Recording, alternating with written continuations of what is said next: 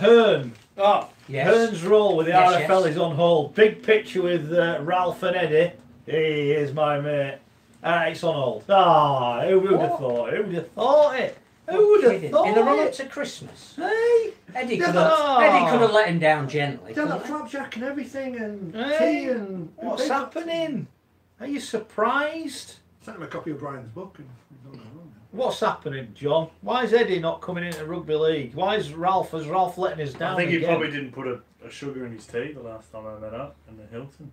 Must have scratched his back the wrong way. Well, Eddie's been over at the Garden. He's been at the Canelo fight. You know, he's a busy man. He was at Bramall Lane with Kel Brook last week. I saw him there. Yeah. By the way, that's the worst performance at Bramall Lane for a while. Or wherever he fought him. Where did Kel Brook had a Sheffield Arena. Stunk the place out, didn't he? I don't want to cast aspersions. Yes, you do. But hang on, this in the paper today. We don't talk to the Hearns anymore. And on Saturday night, someone chucks a pint over at Michael Van Gerwen. Where was Ralph? Where was he? Who was it? We don't know. He got chucked out, and now we're not talking.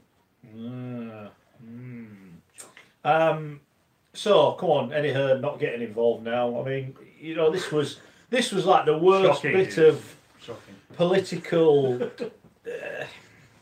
skullduggery from Ralph. Gets a picture of him and Eddie Hearn as he's going to get the job. Gets the job. By the way, how good would it have been to see Ralph have to go through the apprentice interview process to get his job? How good would that have been? Seriously, how good would that have been? Who did the interview process? What do you mean? Oh no, for RFL, yeah, not bloody Claude and whatever. No, them fellas. I think that's the man who wrote a book, the best-selling book. I think when we got invited to that media day, I think those people did it, didn't they? But anyway, we digress. It's not happening. I mean, the RFL, like I said last week, John, they're not fit for purpose at the moment. That's quite a strong thing to say, but that's how I feel about them. I think they're lurching from one disaster to another at the moment, and this is not a disaster because again, anyone ever thought it would happen, but it's another mark against it. Disaster. It is, isn't it? Yeah, it is. So what do we think about it? I think it's not surprising, is it? It was exactly what we thought it was. It was dangling a carrot out in front of everyone. Look at this over here, you know, shiny magic trick, and then what's actually happening over on the other hand is nothing's going on. I mean, I can't see why the Hearns, with their track record in terms of individual sports with individual athletes, they're never going to have the control that they would have with Super League teams or players, why they would get involved. Okay. What do you... I think on the plus side, Tony Adams coming in is a positive as president of the Rugby League. I think a few people got the wrong end of the stick and thought he was running the joint. But the president is a predominantly ambassadorial and ceremonial post, and he immediately got coverage that we can't normally get. You know? Yeah. The Sun newspaper is not renowned for putting Rugby League on the back page, and it did have Tony Adams' appointment right next to Manchester United's latest stumbling in Europe, which can only be a good thing. Is it not how we follow that up? Is it not how we follow that up? I think that you have to make him available. I think at the moment at least a couple of people have asked for interviews with him, and he's not in a position to do them. He needs to, in an ambassadorial capacity at some stage, do that. He'll obviously be meeting the teams at Wembley for the Challenge Cup, so you know, that raises the profile of that event straight away. I suspect there will be other occasions where we've seen Andy Burnham this year, that if you put Tony Adams, you know, even going to Blackpool on the bash, it can only be a good thing. And what he actually said about the game was extremely complimentary. And then, you know, the spillover of that is that you then get other footballers talking about it on a programme to do with football, not to do with rugby league. And you get national radio stations ringing up saying, you know, can we have quarter of an hour on the fact that Tony Adams is now involved in the sport? Well, that's the kind of publicity we genuinely need, not this face stuff with the Hearns that it would, you know, when you've got something to announce it. If you haven't got something to announce, I don't want to see a picture that you've had tea with somebody. I mean, we saw these footballers coming out. Surely now the RFL should be saying to them, right, Craig Bellamy was a prime one. Craig, we need you to come to a game. Can you tell us when you can come up, and we'll get you to a game and make sure it's on the telly that it's shown he's there watching it. You know, invited to the next Welsh national team game, you know. And he was doing it on a Sky Sports. Answers on a postcard when that is. No, I think we know actually. No, we don't. No. The other thing about the footballers is that they were on a Sky platform, and we are on a Sky platform. It shouldn't be too difficult to put the two together. And celebrity endorsement is what every sport needs at the moment, whether we like it or not. Tony Adams is a huge name. And Alex thinking of outside of the box a little bit to appoint him. So whoever came up with that, huge congratulations. It was Ralph. It was Ralph. Well, and if he did, then well done, Ralph. that is balanced by well done, Ralph. The Hearn. One black mark, one good mark. We're back where we were last week. Would it be fair for me to say, in the week he's had in the role, even though he's done nothing, he's had a more of a positive impact on the sport than the previous president, who did absolutely nothing. Who again was a politician, and I think we need to get away from people who are Andy Burnham is from Leeds, clearly a rugby league fan, but he is seen first and foremost in the world as a politician, and all our opinions of politicians of every persuasion at the moment is not greatly high. No, and yes, I know that Tony Adams has had a background outside of his exploits on the football field, but in some respects, the fact that he has now worked with 400 rugby league players. Did that not frighten you when you heard that number? I thought, wow, that is a lot. I wouldn't have said it had been that many. That is a hell of a lot of players. Which says something about professional sport, and we won't be the only sport. I'm sure he's had 400 jockeys and maybe rugby union players through his door as well. But the other thing that I think is really important is it elevates the mental health issue. But it also puts rugby league in the vanguard of that as well, as a sport that is trying to deal with it, possibly better and with more options than other sports, which is not a bad thing, I don't think. Good stuff. Good news. Well done to Ralph on that one. What I didn't understand, we'll clip that out because we might never use that phrase a again. lot of rugby league fans were anti the Tony Adams appointment. Yeah, look, why? I don't get it. He just shakes hands with people and wears a chain. But he was at the grand final last year. He may not know who should be England's left centre. That doesn't matter. But I don't know who should be. But the quote that he gave when he was appointed about the character and quality of people who play rugby league. He has been drinking. He has. He's been drinking. He has. Is better than most of the PR we've had in the recent past. Yeah, completely. Who would people want instead? Some generic rugby league personality who did all moan about particularly biased towards Wigan, Leeds, and Helm, Warrington, Wigan. White. No, it's biased.